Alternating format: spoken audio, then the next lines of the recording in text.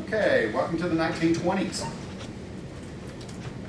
If I could get you to pull up your first slide on the 1920s where it says just the 1920s, I just want to see what you've done with that.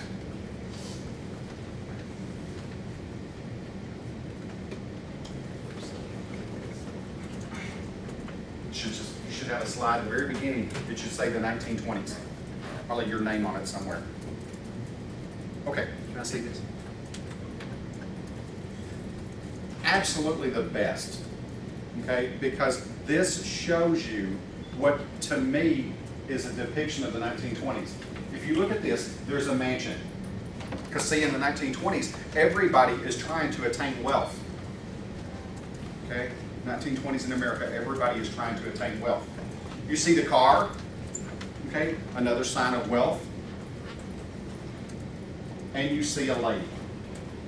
Now the lady here, you know, she could possibly be, you know, maybe a movie star of some sort, but she also is a lady that would fall into the category of a flapper.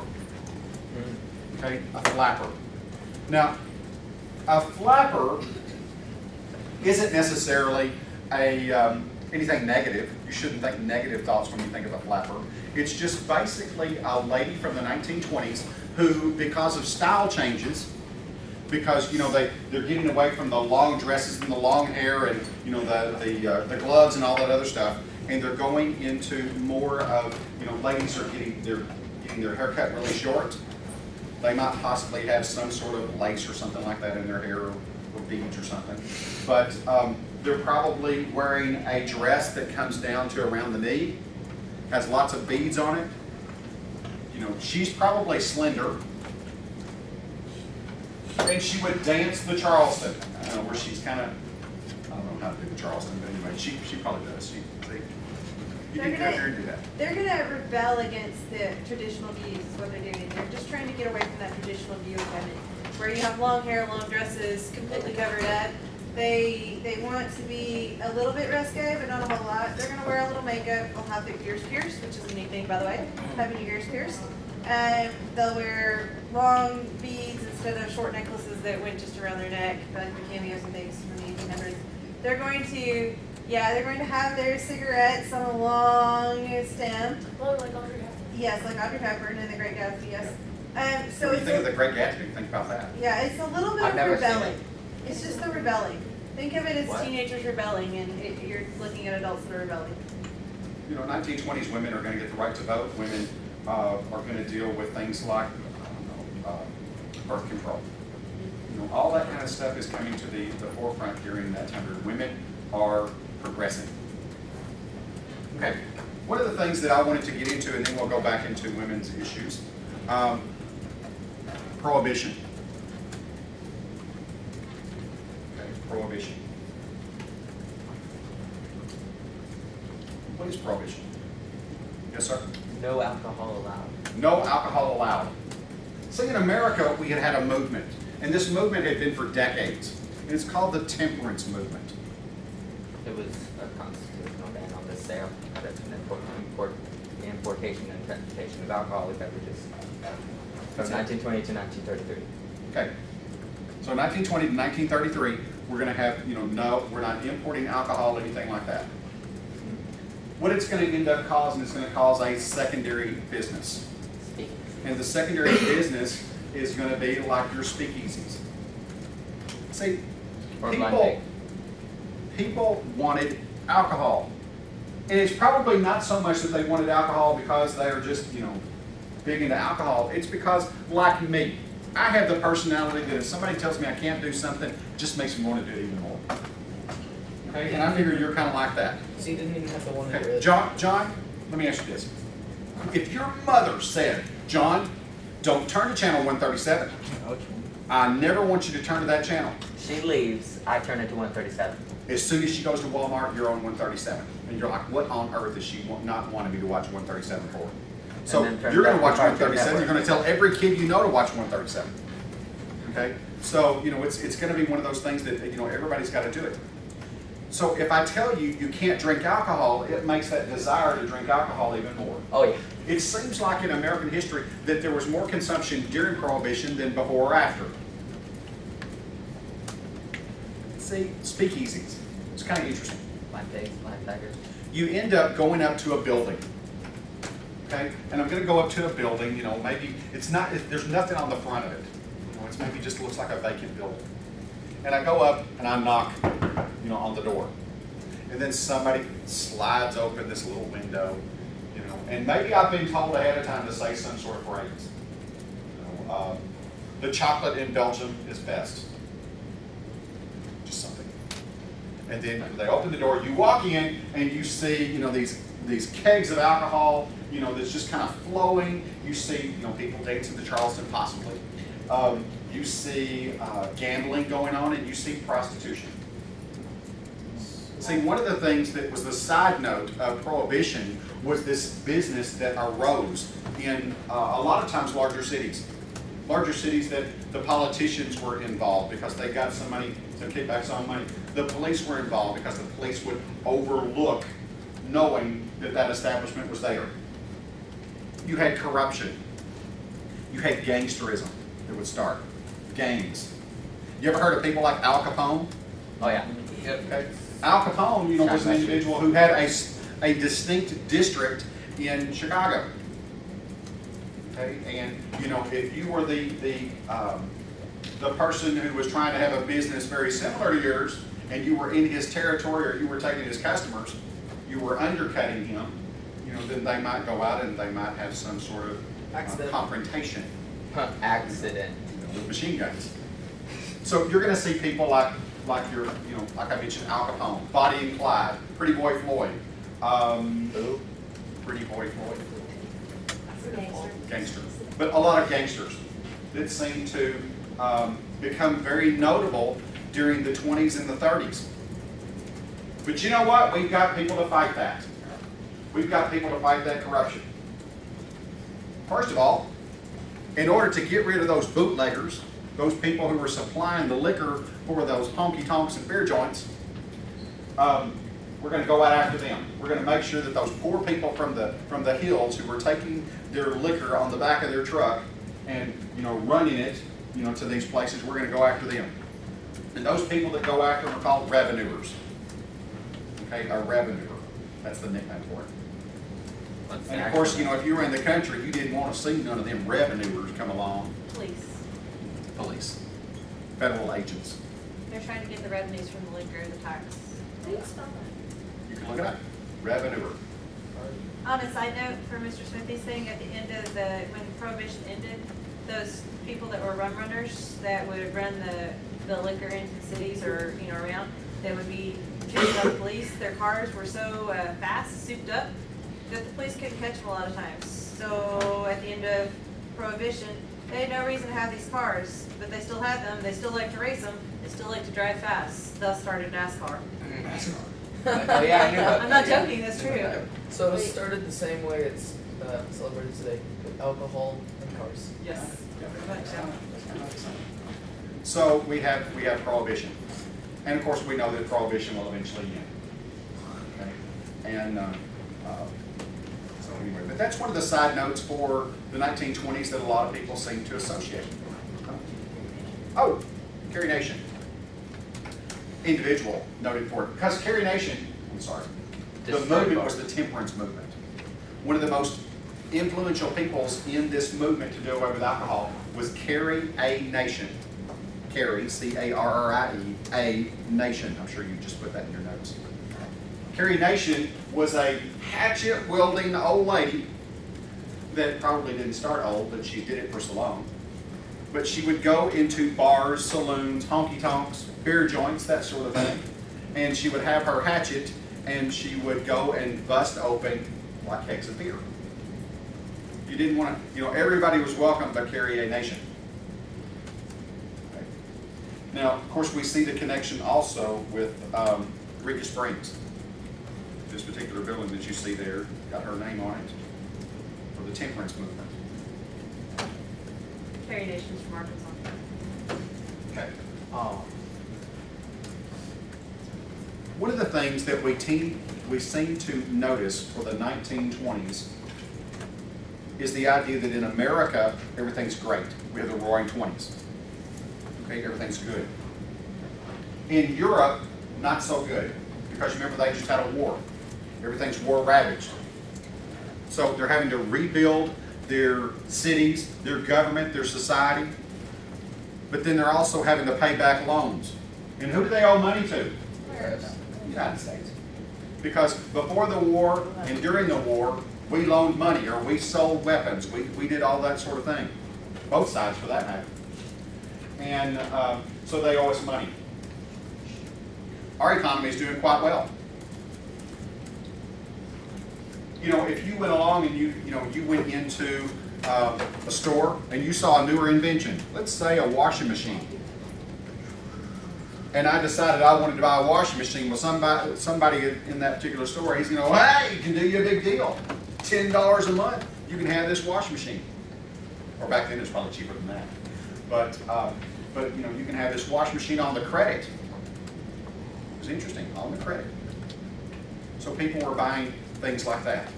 You know, it even gets to the point where stocks could even be bought on credit or on margin. You know, eventually. People are buying the automobile. You did a slide on Henry Ford, right? Yep. Henry Ford. He's got the automobile. He's making this automobile, this Model A or Model T, that he now has on an assembly line that he has perfected. So he's putting out lots of automobiles at the same time. Great thing is you go to a showroom and you're like, I have this black one for you right here, it's beautiful. And I have another black one right here that's, oh, it's just, don't you like it? And here's another one, it's black too. And how about this one over here? Look at the color of black it is. You get the point, they're all black. Why? Okay? Because they didn't do multiple colors in the beginning. Oh. So all the vehicles look very similar. Vehicles I mean, you might have got it nowadays are year more a of an year. accessory compared to back then when it was a necessity. Say that again. Vehicles now are an accessory more than a necessity. That's right. That's right. So and that's a good point that you made. I think they're But- an accessory that's a necessary. And of course, we're in a society then that is getting away from the horse and carriage, you know, and going to an automobile. We also change our lifestyle in America because of that automobile. See, now we have highways. We have highways like Route 66. Route 66 would change America, or highways like that, because every so often you'd have things called a motel. You ever seen a motel? Yep. So, you know, people would drive along so long and go on their little trips or vacations, and you'd see those. You don't see as many of them as you used to. You know, used to we had things called a drive-in. There's still one here in Fayetteville. Still one in Fayetteville, one of the last places that I've seen, actually. It's one of the last like 10 or something like that in the US. Oh my In god. operation, in operation. And also, it's What is got horrible quality. Drive-in. But it's a drive-in. It's a drive-in, but it's got horrible quality. No, It's because now it's hard to compete with you know, the dollar video, you know, or HBO, Cinemax, Showtime, all that other stuff, or just the movie theater themselves that can show 20 screens at once. Oh, I was about to say, I think I saw a drive-in about it. 'Cause there was one there.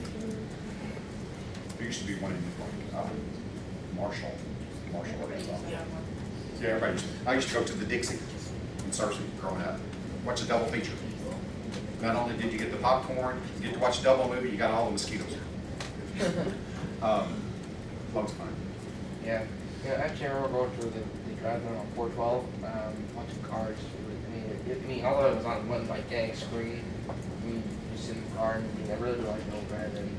It's kind of fun. You usually take a large family, something like that. You have to do it at least once. Okay, so the automobile has changed in America. People are becoming more mobile. It also changes the cities because people can live further out of the country and drive into the city. And we'll see how that's actually going to change society also with the suburban communities. But that's another story. Next, we need to look at what gets in the news. Okay. One of the things that gets in the news in the 1920s ends up with a murder case. Okay, Well, and I think I know what you're talking about, sir. okay, and who's the individual? I believe Al Capone. Well, Al Capone, is involved in a lot of stuff in the 1920s. But in this particular case, I'm going to talk about Charles Lindbergh. Now, Charles Lindbergh was an individual that was noted, not necessarily for the murder immediately, but he's the person that flies a plane across the Atlantic to Europe, transatlantic flight. Everybody knew the flight of Charles Lindbergh on the Spirit of St. Louis. Okay? And everyone was real pleased. Everyone was real pleased with his successes and made him a bigger individual than probably he was. Now he made quite a bit of money off of it. It was the king or the queen or just a high up nobility who asked him how he went to the bathroom once he finished the trip. Interesting. So you end up having Charles Lindbergh. He comes back to America. Remember, people in America, they were watching movies, and in the movies, a lot of times people associated those people in the movies as being those actual people, those actual characters, that they actually lived like that. Okay, people got it in their head. Well, in Charles Lindbergh's case, a lot of people associated him with maybe wealth, and they decided that they could exploit him in his wealth. So a couple of people from the community where he lived in New Jersey kidnapped his child, the Lindbergh baby. Really? And that ended up being on the news big time. Okay, it was in newspapers, it was, on the radio, everybody was talking about the Lindbergh baby. Now, what ends up happening is this person, gets the child, and something in the process of, getting the child and getting out of the house, some sort of accident occurred, and the child will die. Even after the ransom is paid, they discover the child had died.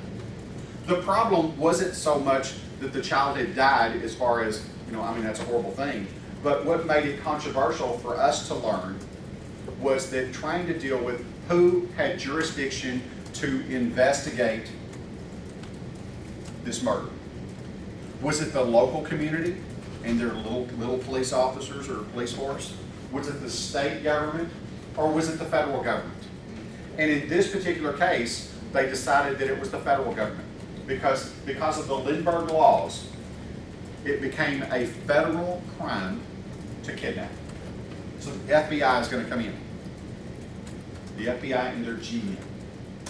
Okay? And the FBI is going to be headed up by the most interesting individual during this time period.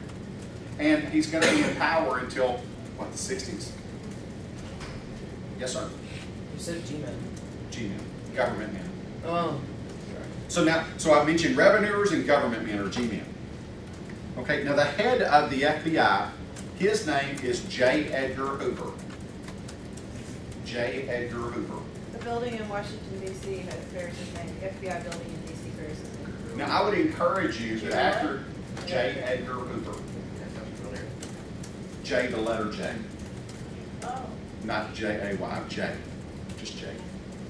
Now, J. Edgar Hoover is an interesting individual that if I were you and you wanted to Google and learn a little bit about somebody that has a profound history in American history, you might want to do that. Okay, because he could have been a slide on his own and you could have actually written a lot about him. He ran the government. Ran the government, and his personality is interesting.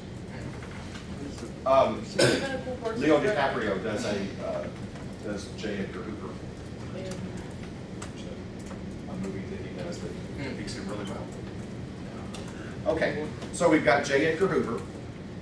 Another controversy that comes out during this time period is the Teapot Dome scandal. What is the Teapot Dome scandal? Yes, sir. Something that happened that it was basically corruption high up in the government. We had corruption in the government? Yes, sir. Wasn't it like a bribery that was taken by a presidential cabinet member? It was. Who was that cabinet member? Yes, sir. Senator Albert B. Fall. Okay, Albert B. Fall. One of the interesting things about Albert B. Fall, sometimes we need to figure out word origination. You ever heard of the term the fall guy? Nobody's ever heard that before? No. Let me tell you, But- the fall guy. The fall guy is the person who takes the blame for something. She mentioned it earlier today that in the 1940s, sometimes it's called the patsy.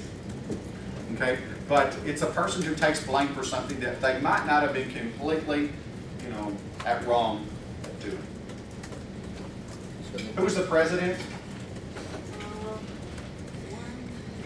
Warren G. Harding.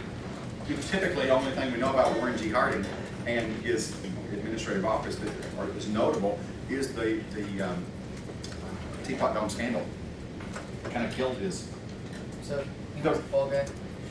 The Albert B. Fall was. The problem is, okay, think about it like this perspective.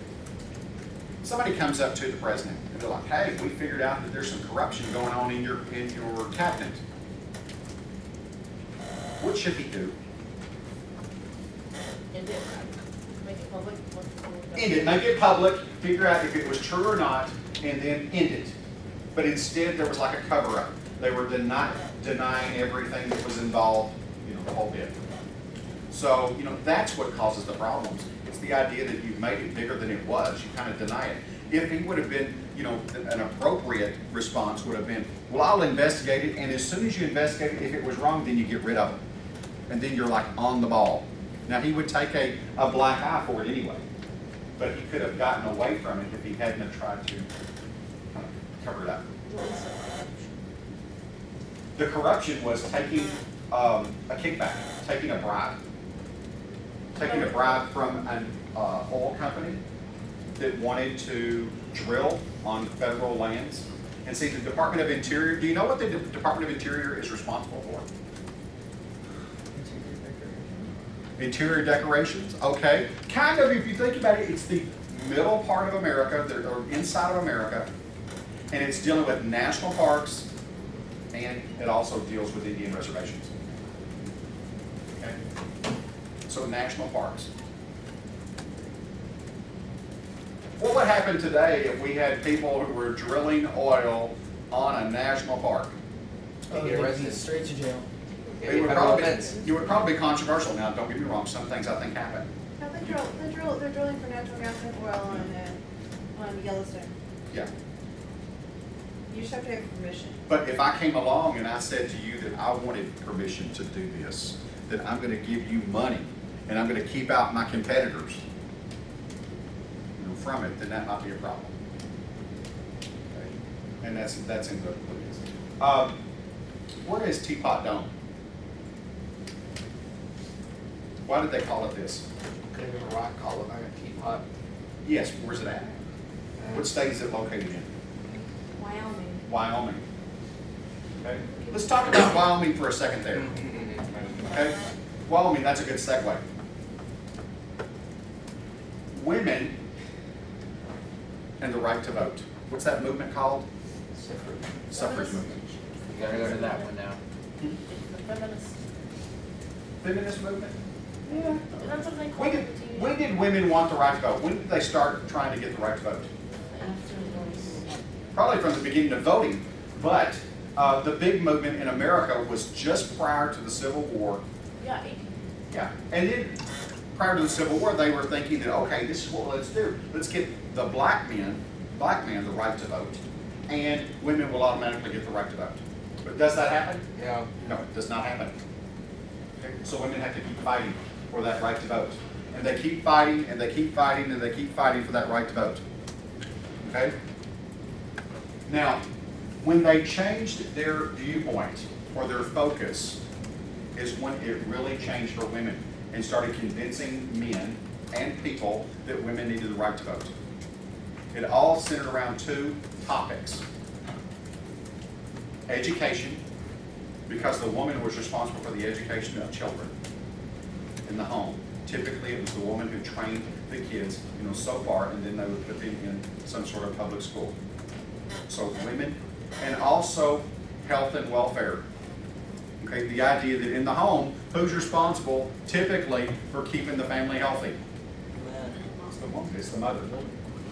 And that was the logic they used. That in government, if government was going to delve in those type of topics, you needed to get people who were more informed, and that would be women.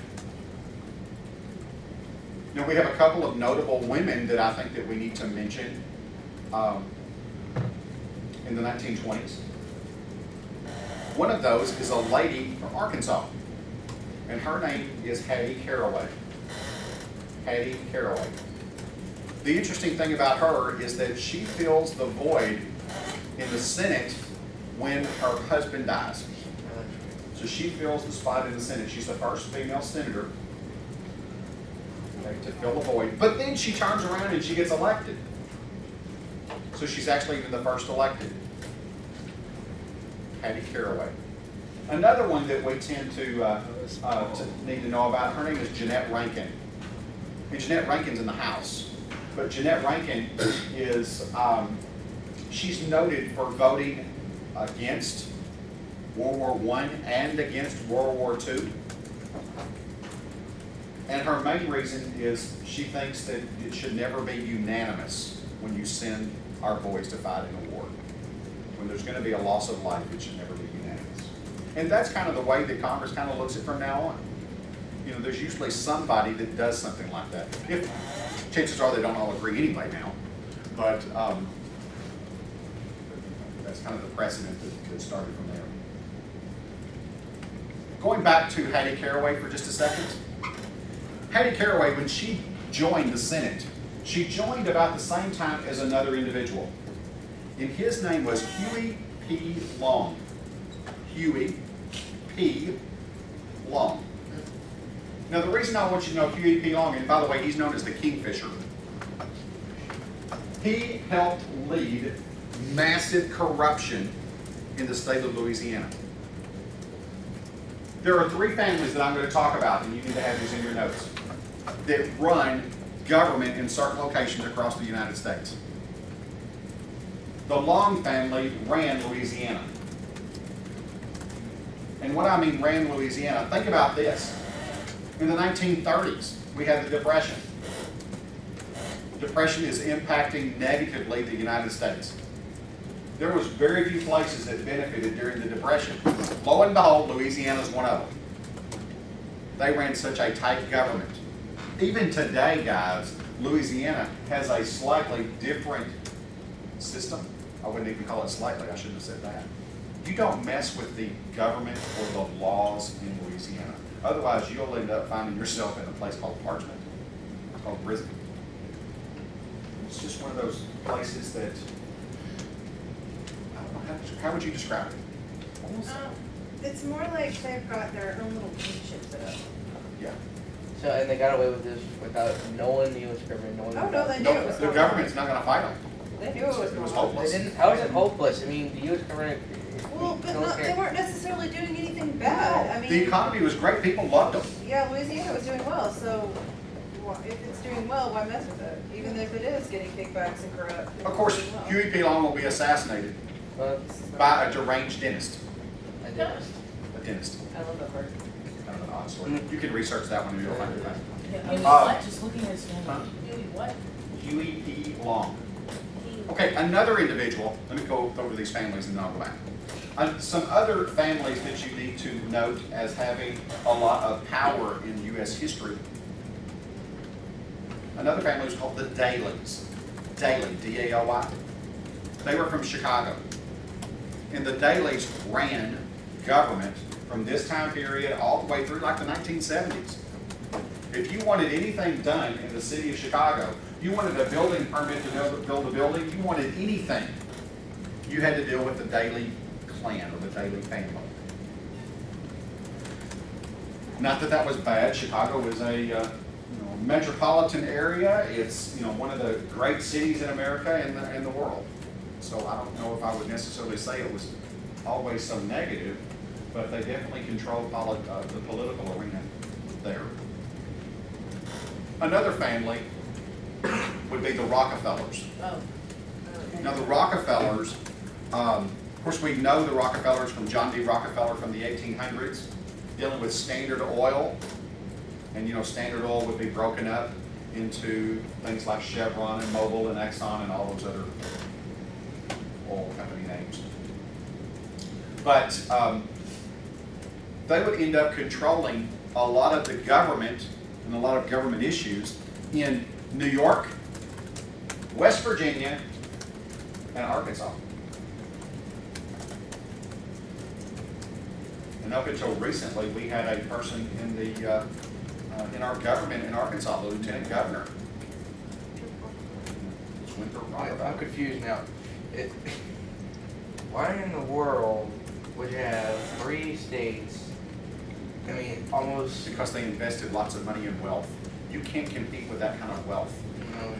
You know, money, if you haven't figured out that money buys politicians, money does. It's not so much the individual voting, okay? It's how much money goes into elections. I was actually just gonna say something. When you were talking about the Long family, I just kinda looked them up, and there's people who are almost still in office to this day, and like the last one that was in 2011 or 2010. That's right. That's right. The Long family, they've been in existence for a long, long time. All of these families, if you look at them, there's always somebody of that family connection. There's still a Rockefeller that's in there. Yeah, still a Rockefeller in the Senate. West Virginia. Okay. We've had a Rockefeller as vice president. So, you know, it gets around. One of the things that comes out in the 1920s that's not necessarily one of the best things we cover in history is the KKK. Oh. Ku Klux Klan. The KKK had been in existence before then. It's not just the 1920s, it's even today. I would say the power and prominence of it today is not so much. Founded in 1866. The KKK would be a group of people who promoted the white, and not necessarily even all white, just the white Protestant, not Catholic, not any other sort of fringe Christian group. You know, it wouldn't be Mormon, it wouldn't be Jehovah's Witness, it wouldn't be any of that sort of thing. It probably wouldn't be Episcopal or Methodist. It's probably going to be more like your Baptist, that sort of stuff, the mainstream America. They don't want anything different. They're going to be out against, of course, you know, the black population.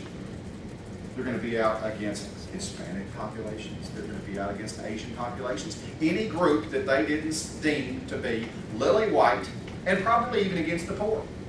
Yeah, they don't like some of the poor whites. So, they're a domestic terrorist group.